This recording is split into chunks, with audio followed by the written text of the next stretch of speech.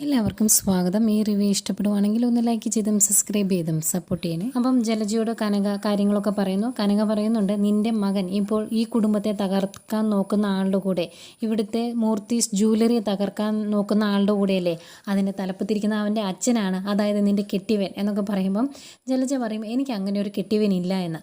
അന്നേരം നീ ഇല്ല എന്നൊക്കെ പറഞ്ഞാലും അയാൾ തന്നെയാണല്ലോ അതിൻ്റെ തലപ്പത്തിരിക്കുന്നത്. ഏതായാലും അയാളുടെ അതേ സ്വഭാവമുള്ള ഒരു മോനെ നിനക്ക് കിട്ടിയല്ലോ, അബി എന്ന് പറയുവാണ്. അന്നേരം ജലജ പറയുന്നുണ്ട്, അവൻ്റെ സ്വഭാവം അങ്ങനെയൊക്കെയാണ്, ഞാൻ സമ്മതിച്ചു. പക്ഷേ അവൻ നാഗേന്ദ്രനുമായിട്ട് സംസാരിക്കുന്നോ അടുപ്പോ ഒന്നുമില്ല. അത് അവൻ എന്നോട് ഉറപ്പ് തന്നതായെന്ന് പറയുമ്പോൾ, നിൻ്റെ മകനല്ലേ ഉറപ്പ് തന്നത്, അതുകൊണ്ട് തന്നെ അവൻ്റെ സ്വഭാവം എന്താണ് എന്ന് അറിയാവുന്നതുകൊണ്ട് തന്നെ ഞങ്ങളതങ്ങ് വിശ്വസിച്ചു എന്നൊക്കെ പറയുന്നുണ്ട്.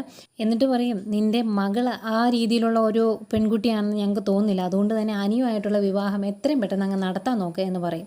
അന്നേരം ജലജ പറയും, അതിന് അവന് ഇഷ്ടപ്പെടണ്ടേ, അവൻ്റെ മനസ്സിൽ ഇപ്പോഴും നിൻ്റെ മോളല്ലേ എന്ന് വയ്ക്കുമ്പം കനക പറയുന്നുണ്ട്, അവളുടെ മനസ്സിൽ അങ്ങനെ ഒരു ആഗ്രഹമില്ല, പിന്നെ അനിയുടെ മനസ്സിൽ അങ്ങനെ ഉണ്ടെങ്കിൽ അത് മാറ്റിയെടുക്കേണ്ടത് നിൻ്റെ മോളുടെ കഴിവ് പോലെ ഇരിക്കുമെന്ന് പറയും. എന്തൊക്കെയാണ് അങ്ങോട്ടേക്ക് നയനയും വരുന്നുണ്ട്. നയന പറയുന്നുണ്ട്, അപ്പച്ചി ആവശ്യമില്ലാത്ത കാര്യങ്ങൾ സംസാരിക്കരുത്. പിന്നെ എനിക്ക് ഇതിനു മുമ്പ് അനാമിക വിവാഹം കഴിച്ചപ്പോഴും താല്പര്യമില്ലായിരുന്നു, പിന്നീട് എന്താ സംഭവിച്ചത് എന്നൊക്കെ അപ്പച്ചിക്ക് അറിയാലോ.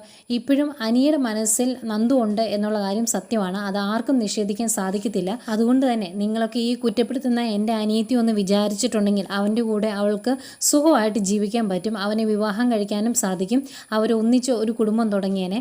അത് അവൾ ചെയ്യാത്തത് അവളുടെ നന്മയാണ്, അത് കണ്ട് അത് മനസ്സിലാക്കി അവളെ കുറ്റപ്പെടുത്താതെ അപ്പച്ചിയുടെ മകളും അനിയും തമ്മിലുള്ള വിവാഹം നടത്താൻ നോക്കുക, അതാണ് നല്ലത് എന്നൊക്കെ പറയുന്നുണ്ട്. പിന്നെ എന്നത്തെയും പോലെ അങ്ങോട്ടും ഇങ്ങോട്ടും കുറേ ചിരിവാരി എറിയുന്നു എല്ലാവരും. അത് കഴിഞ്ഞ് കനക പറയുന്നുണ്ട്, ഏതായാലും എൻ്റെ മകളെ കൊണ്ട് നിൻ്റെ മോൾക്ക് ഒരു ബുദ്ധിമുട്ടുണ്ടാകില്ല, അത് ഞാൻ ഉറപ്പ് തരാമെന്ന്. എന്നിട്ട് അവിടുന്ന് അങ്ങ് പോകുന്നു. നേരെ പോകുന്നത് അവന്തികയുടെ അടുത്തോട്ടാണ്. എന്നിട്ട് അവന്തികയോടും പറയുന്നുണ്ട് ഇതേ കാര്യം, അനിയയുടെയും മോളുടെയും ജീവിതത്തിൽ എൻ്റെ മകൾ നന്ദു വരികയില്ല, അത് ഞാൻ ഉറപ്പ് തരാം, അത് ഉറപ്പ് തരാൻ വേണ്ടിയാണ് ഞാൻ ഇങ്ങോട്ട് വന്നത്. നിങ്ങളുടെ നിശ്ചയം തടയാനോ അല്ലെങ്കിൽ അവിടെ ഒരു പ്രശ്നം ഉണ്ടാക്കാനോ എൻ്റെ മകൾ വരികയില്ല, അവൾക്ക് അങ്ങനെ ഒരു മനസ്സില്ല, അവളുടെ മനസ്സിൽ അങ്ങനെ ഒരു ആഗ്രഹമില്ല എന്നൊക്കെ പറയുന്നു. അതിനെ സപ്പോർട്ട് ചെയ്ത് നയനയും സംസാരിക്കുന്നു. അന്നേരം അവന്തിക പറയുന്നുണ്ട്, എനിക്ക് അങ്ങനെയുള്ള ടെൻഷനൊന്നുമില്ല, പിന്നെ അനിയേട്ടന് എന്നോടെന്തോ താല്പര്യക്കുറവുണ്ട്, അതുകൊണ്ട് ഞാൻ ആ രീതിയിലൊക്കെ ചിന്തിച്ചതാണ്, എൻ്റെ നിശ്ചയം മുടക്കാനൊന്നും ആരും ശ്രമിക്കില്ല എന്നൊക്കെ എനിക്കറിയാമെന്നൊക്കെ പറയുന്നു. അന്നേരം നയന പറയുന്നുണ്ട്, അനി നല്ലൊരു ചെറുപ്പക്കാരനാണ്, അവൻ്റെ സ്വഭാവവും ആദർശൻ്റെ സ്വഭാവവും ഒരുപോലെയാണ്, അതുകൊണ്ടാണല്ലോ ഇങ്ങനെയൊരു MD സ്ഥാനം കിട്ടിയിട്ടും അത് വേണ്ട, അത് ഏട്ടന് അർഹതപ്പെട്ടതാണ് എന്ന് പറഞ്ഞ് അവൻ അത് മാറ്റിവെച്ചത്, വേണ്ടെന്ന് വെച്ചത്. ഈ സ്ഥാനത്ത് അഭിയായിരുന്നെങ്കിൽ ഇതെന്തെങ്കിലും സംഭവിക്കുമായിരുന്നോ, അതുകൊണ്ടാണ് ഞാൻ പറയുന്നത് അനി നല്ലൊരു ചെറുപ്പക്കാരനായെന്നൊക്കെ പറഞ്ഞ് നയനയും പറയുന്നുണ്ട്. അതൊക്കെ അങ്ങ് സമ്മതിക്കുന്നു അവന്തിക. പക്ഷേ മനസ്സിൽ വേറെ പല കാര്യങ്ങളും കടന്നു പോകുന്നുണ്ട്. അവന്തിക ഇതിനിടയ്ക്ക് ചിന്തിക്കുന്നുണ്ടായിരുന്നു, കൂട്ടുകാരോടും അതുപോലെ പലരോടും അവന്തിക പറഞ്ഞു, മൂർത്തീസ് ജ്വല്ലറിയുടെ MD ആണ് എന്നെ വിവാഹം കഴിക്കാൻ പോകുന്നത് എന്ന്. ഇപ്പോൾ MD സ്ഥാനം അനിയുടെ പോയതുകൊണ്ട് ആകെ വിഷമത്തിലാണ് അവന്തിക.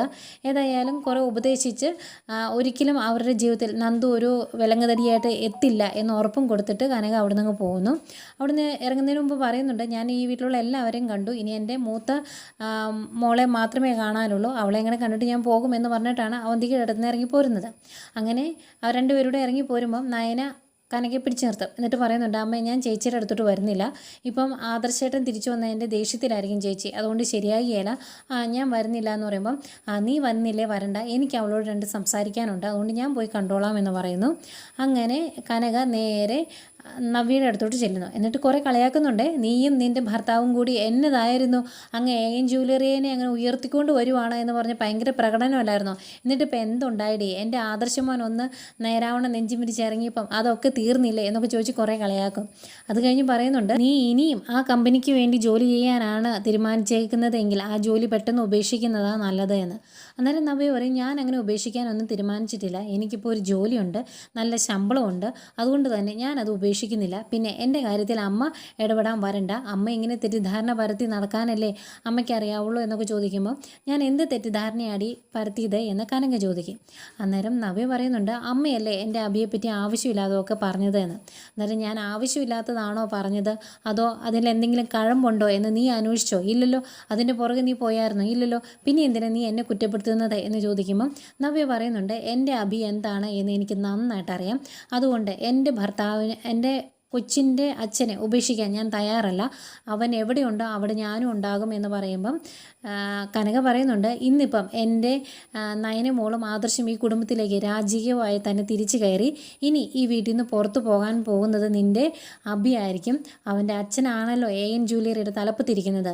ആ ആളുമായിട്ട് അബിക്ക് യാതൊരു ബന്ധവും ഇല്ലെന്നാണ് അവൻ പറഞ്ഞേക്കുന്നത്. പക്ഷേ എല്ലാ കാര്യങ്ങളും മനസ്സിലാക്കുന്ന ആളാണ് മൂർത്തി സാറ്. അതുകൊണ്ട് ഇതെല്ലാം തെളിയുന്ന ദിവസം നിൻ്റെ അബിയായിരിക്കും ഇവിടുന്ന് പുറത്തു പോകുന്നത് എന്ന് പറയുമ്പം നവ്യ പറയുന്നുണ്ട്, അങ്ങനെ പുറത്തു പോയാൽ ഞാൻ അവൻ്റെ കൂടെ തന്നെ കാണും, അവനോടൊപ്പമേ ഞാൻ ജീവിക്കുള്ളൂ എന്ന്.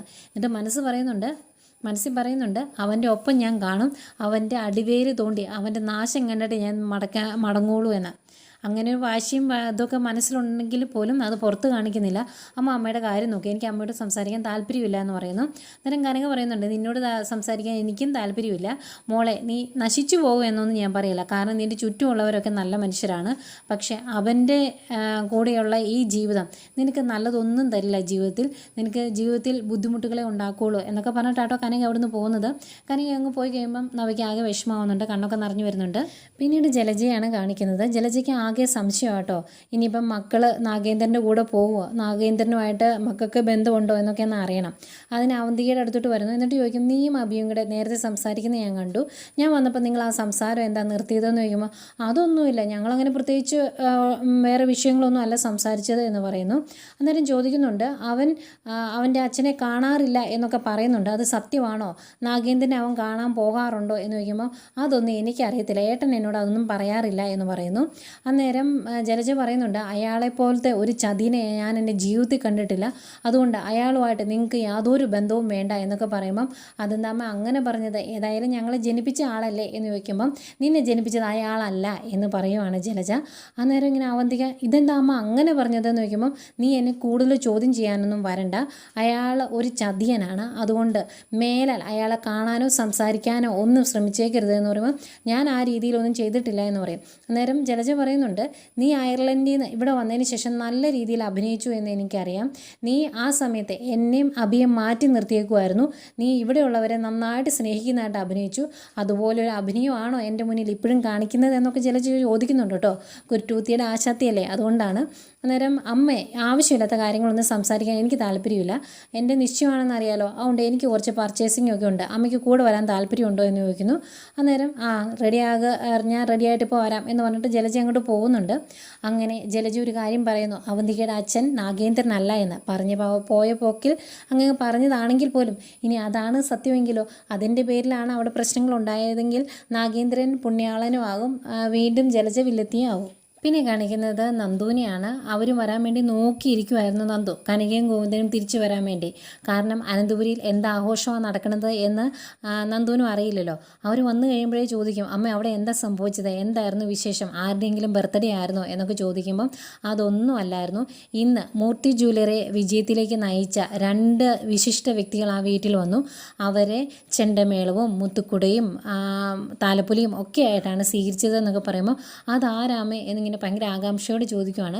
അന്നേരം അവർ പറയുന്നു, അങ്ങനെ വന്നത് വേറെ ആരുമല്ല നമ്മുടെ ആദർശം നയനയുമാണ് എന്ന്. അന്നേരം ഭയങ്കര സന്തോഷം കേട്ടോ നന്ദുവിന്. അന്നേരം നന്ദു പറയുന്നുണ്ട്, എനിക്ക് പലപ്പോഴും സംശയം തോന്നിയിട്ടുണ്ടായിരുന്നു മുത്തച്ഛൻ്റെ മനസ്സിൽ ആദർശേട്ടനുണ്ട് എന്ന്, പിന്നെ അതിൻ്റെ പുറകെ പോയില്ലെന്നേ ഉള്ളൂ എന്ന് പറയുന്നു. അന്നേരം കുറച്ച് സംസാരിച്ചിട്ട് അവർ പറയുന്നുണ്ട്, ഇത് മാത്രമല്ല മറ്റൊരു കാര്യം കൂടി അവിടെ നടന്നു.